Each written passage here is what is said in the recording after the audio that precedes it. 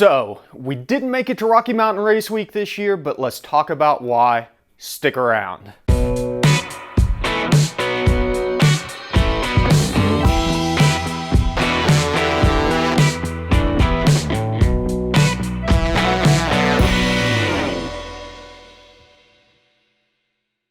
What is going on, everybody? Welcome back to the garage, and as you can see, we did not make it to 1.0 this year, and I wanted to do a quick video to explain to everybody else, the patrons already knew, why we didn't make it. And it came down to the wire. Literally, the Wednesday night that we were supposed to be finishing up and getting everything loaded into the Typhoon and getting it ready to go on the trailer Thursday morning, started having a couple issues.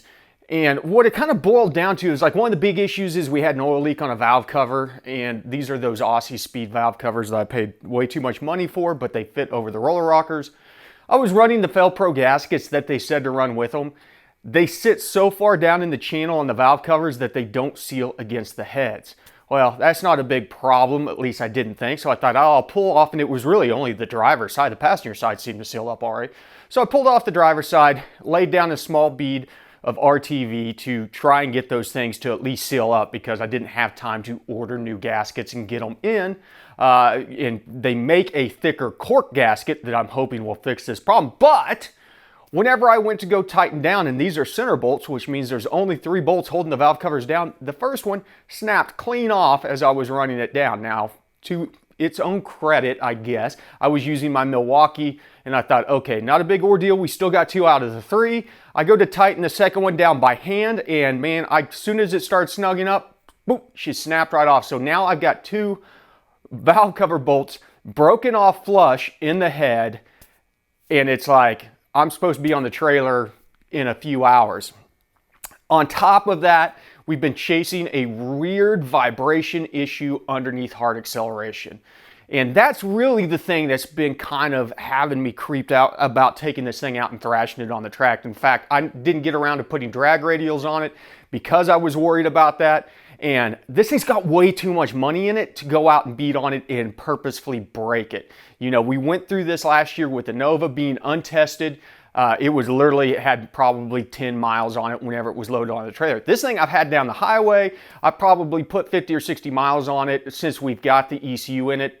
As far as cruising, it runs great. We did have some issues with the torque converter being way too freaking loose.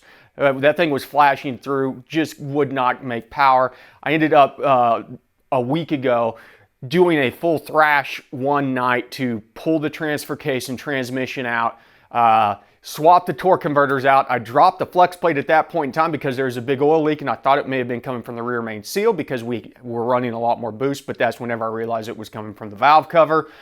So got all that bolted back together. The new torque converter was a lot better, delivering power to the ground a lot better. So I've got to figure out, I've got to send this torque converter back to FDI and see what's going on with it, because it was supposed to be spec'd for around 3,000 to 3,500 stall.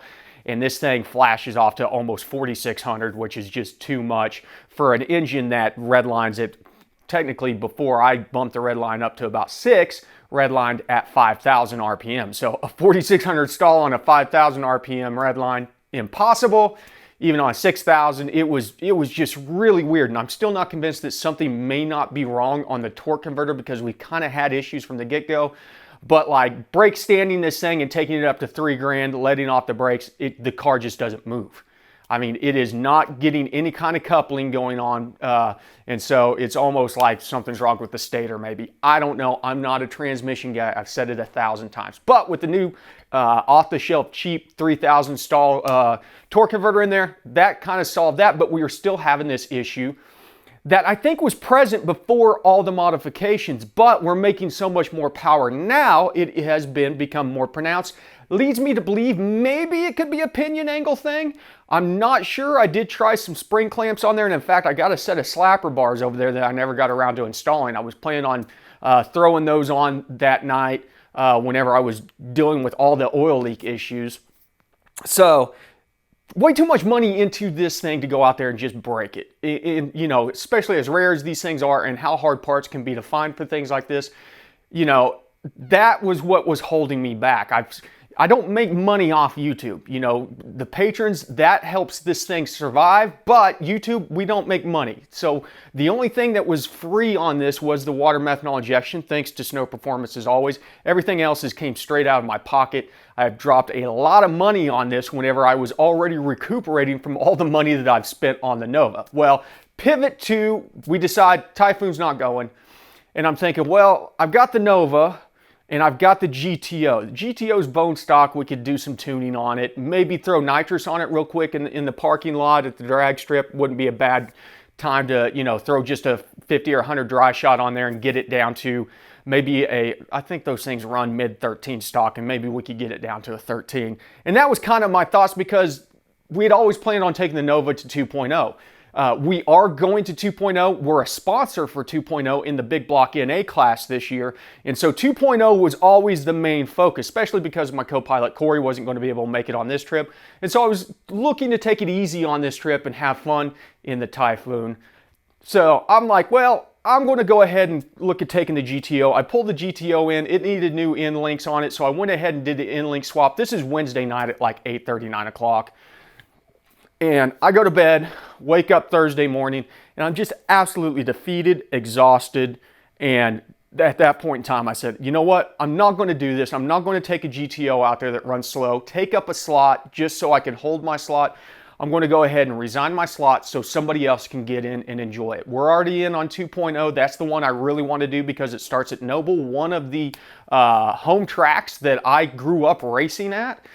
And, you know, I've already talked to a lot of cool people about meeting up and going out there. So Lawrence Tolman, LT's going to be out there. We'll meet up with him. Four-Door Rocket, she's going to be out there. We'll meet up with her. And we'll have a lot better group of people just surrounding us to have a lot of fun. Not to say there's not a lot of great people at 1.0. That's not the case. There's great people at all these events. And so I've been looking forward to 2.0 more than 1.0 since the get-go. So those are kind of the big things. Then on top of it, it's just flat out expensive, especially with gas prices as they are right now. You're looking at hotel rooms, especially coming from Pittsburgh. You know, I've got 7 or 8 days worth of hotel rooms, so I've got over $1,000 worth of hotel rooms tied up. Going to spend over $1,000 in gas and diesel, so I'm in for over $2,000 just to go out and do this and possibly break the Typhoon. And those metrics all kind of came together and made me realize, listen, this is not something that I want to do. We're not going to do it this year. We may try to get back into 1.0 next year. We'll see how 2.0 goes this year. We're still going to work on the Typhoon. And I'll be honest with you, I absolutely hate doing this stuff. I do not like doing any kind of projects with a deadline. It takes too much of my time up. I don't get to do enough content for you guys to highlight things. We've got a lot of stuff that we're going to have to go back and revisit on this, because in the process of doing this, because of a deadline, we can't get, you know, I can't bring a camera in here. An hour job takes 3 or 4 hours whenever I'm recording and trying to document. And then after the fact, it takes, 2 hours to edit and put it out there. So there's a lot of things that, because we're in a rush to meet a deadline, we can't actually show that I like to show. And so I think at this point in time, I'm going to say we're done doing projects on a deadline. We're still going to be doing stuff like Rocky Mountain Race Week. We've got the cars to do it that can compete. Specifically, as I said, the Nova, now that it is running really great, I want to put a gear vendors in it, and that's about it. Everything else on it, it's running strong. Really love getting that car out and driving it. And this will be right around the corner. I've actually just picked up a used vibration diagnosis device, kind of like the old EVA. If you saw some of my videos with the truck, this is the next step up from that. We're going to do vibration diagnosis on this, see if we can isolate it, then fix it. Cool stuff like that that might help some of you guys out. And then, of course, we still have a lot of fuel tech stuff to do. On top of it, we got the GTO. We're going to be doing the supercharger on it if Boost District ever ships out the supercharger. You know, I've heard they're very slow at shipping. Apparently, it's true. I feel bad if anybody is spending their money. There's a reason that they're cheaper. It's because they don't care about their customers, is all I can guess. You know, Boost District, if for some reason you watch this video, prove me wrong. I emailed you a week ago and I have not heard back anything on it. You've got my money. Where's my supercharger? It's been over a month. It's been probably close to a month and a half, if not 2 months at this point in time. not heard a single word out of those guys. So, but luckily they're expanding their warehouse down in Texas. I'm not even going to get off on that tangent.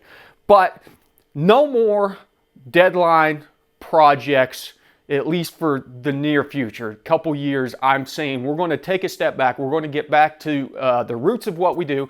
We're going to focus on tuning. We're going to focus on doing modifications, tuning for specific modifications, and the GTO is really going to be kind of one of the main focuses on that for the next year or so. So I'm throwing in the hat on doing these projects with a deadline on it. I did not enjoy most of what I did on the Typhoon because the clock was over here in the corner counting down and telling me like, hey, bro, you've got like 7 days left, and I'm underneath this thing jerking a transmission out to replace a torque converter. And I'm like, this is not the way that I want to do things. Because of that, I've been exhausted. I've literally taken the last 4 days to recuperate, and I hadn't even gone to Rocky Mountain Race Week. The idea of being that exhausted before you get to the event is even scarier because it is very exhausting to be out at the track. It's hot. You know, it just takes a lot of time, a lot of energy up, and I had none of them. So I'm glad somebody else was able to get in, take my spot, have fun. Hopefully they succeed where we probably would have had some issues. And there's always next year, and there's 2.0, you know. So we're going to see this thing, once we get some stuff sorted out, we're going to see a lot more on this thing. It is super fast. It is really getting it. Now that we're running all the mods on it with the new turbo and 20 pounds of boost, this thing really gets it. Maybe here soon, the wheels that I ordered back in February will finally show up. It would be nice to have the custom wheels to go on there, but listen, I just want to give you guys a heads up and thank everybody as always for the support. Keep your eyes peeled. A lot of content coming up. Things are going to settle down. We're going to get back to the meat and potatoes of tuning. Stick around for that. Thanks for stopping by the garage. Remember, ABT, always be tuning.